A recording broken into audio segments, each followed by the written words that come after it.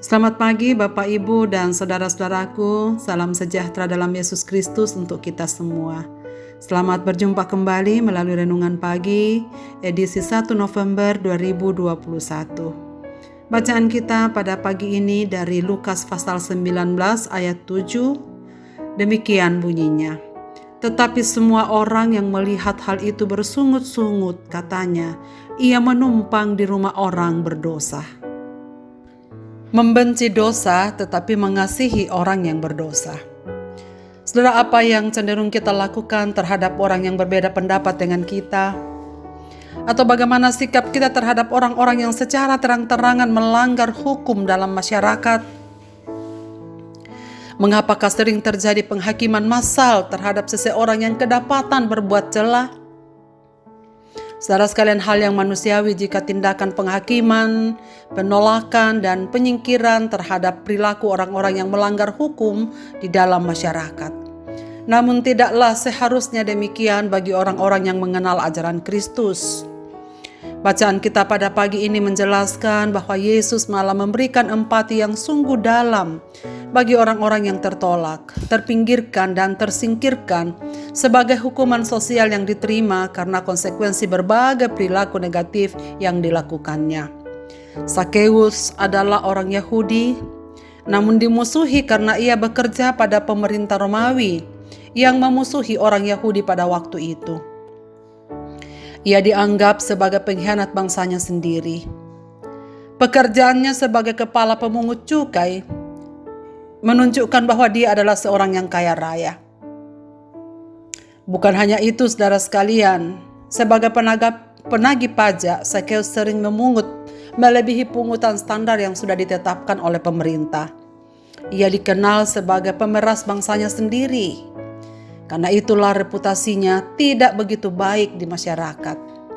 Tidak heran saudara sekalian kalau orang-orang Yahudi memberikan label kepadanya orang berdosa, bukan orang yang baik.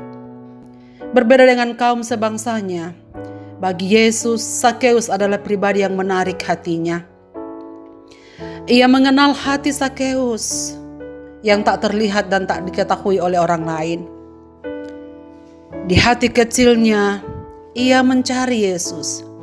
Ia ingin juga menemukan dan melihat pribadi Yesus, sebagaimana cerita orang-orang yang pernah berjumpa dengannya. Hingga suatu waktu Tuhan Yesus berkunjung ke daerahnya, karena banyaknya orang yang di pinggir jalan yang akan dilewati Yesus. Dan karena badannya pendek, ia tak bisa melihat Yesus terhalang oleh orang banyak.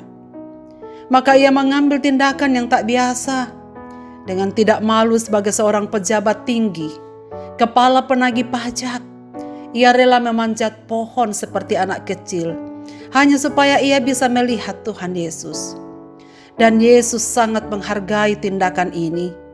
Ia memberi kesempatan pada Sakeus bukan hanya asal melihat Yesus, tetapi untuk mengalami kuasanya, merasakan kasihnya dan menerima pemulihannya.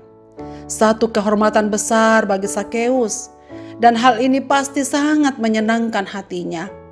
Saat Sakeus mengalami pemulihan, ia pun menyadari segala kelemahannya dan berjanji jika sekiranya ia pernah merugikan orang lain, ia akan mengembalikan 4 kali lipat sebagai tanda pertobatannya. Bagi Yesus tindakannya adalah tindakan iman, ingin menjumpai dirinya. Karena itu momen ini digunakan Yesus untuk memperkenalkan dirinya bukan hanya kepada Sakeus tetapi kepada orang banyak. Bahwa ia datang bukan kepada orang baik, orang suci ataupun orang benar. Tetapi ia datang untuk orang berdosa, orang yang terbuang dan tersingkirkan seperti Sakeus. Karena itu apa yang dilakukan Yesus diprotes orang banyak. Saudara-saudaraku, tindakan Yesus untuk memihak kepada orang yang lemah, yang tertolak adalah pelajaran berharga bagi kita sekalian. Bahwa Tuhan melihat hati kita. Tuhan memihak kepada orang berdosa, sebab untuk itulah ia datang dari surga. Jika Tuhan Yesus saja menerima dan mengasihi orang berdosa seperti kita, mengapa kita enggan mengasihi sesama kita? Mari saudara sekalian belajar untuk tidak menghakimi, menilai apalagi menjauhi orang lain. Kadang penghakiman dengan mudah kita jatuhkan kepada orang yang tak sejalan dengan kita, kepada mereka yang berbeda pendapat dengan kita, apalagi berbeda dengan banyak hal di dalam hidup kita. Kita memang membenci dosa, tetapi harus mencintai orang yang berdosa, sebagaimana yang Yesus lakukan. Kita akan mudah menolak dan menghakimi orang lain jika kita gagal memisahkan antara membenci dosa dan membenci pribadi orang yang berdosa.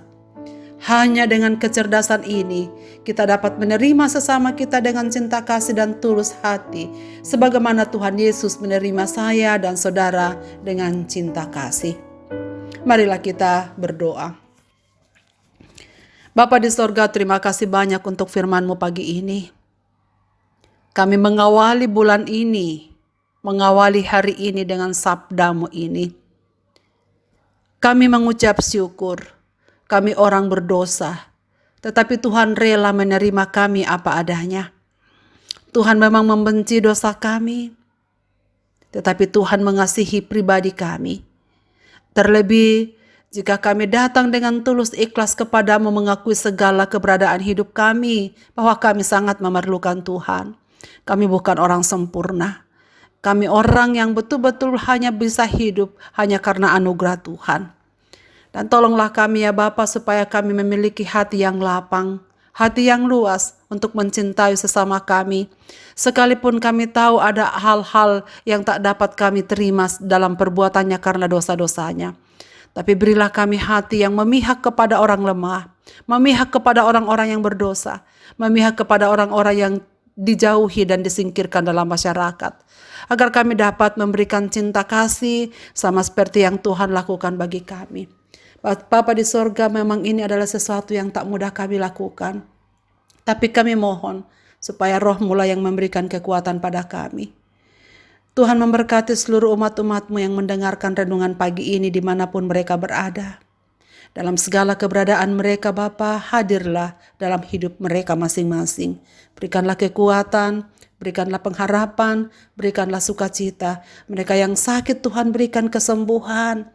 Mereka yang ragu-ragu tentang iman mereka, Tuhan berikanlah semangat untuk percaya kepadamu dan anugerahkan iman kepada mereka, agar mereka juga semakin memahami dan semakin mengerti bahwa Engkau Tuhan dan Juru Selamat mengasihi orang-orang yang berdosa. Sehingga dengan demikian makin banyak orang yang mengenal Dikau dan menerima Engkau Tuhan sebagai Juru Selamat. Ke dalam tangan-Mu Bapa kami serahkan hidup kami di sepanjang hari ini. Biarlah Engkau berjalan bersama dengan kami. Dengarlah doa kami, dalam Kristus Tuhan kami datang kepadamu. Amin. Selamat beraktivitas Bapak, Ibu, dan Saudaraku. Tuhan Yesus memberkati kita sekalian.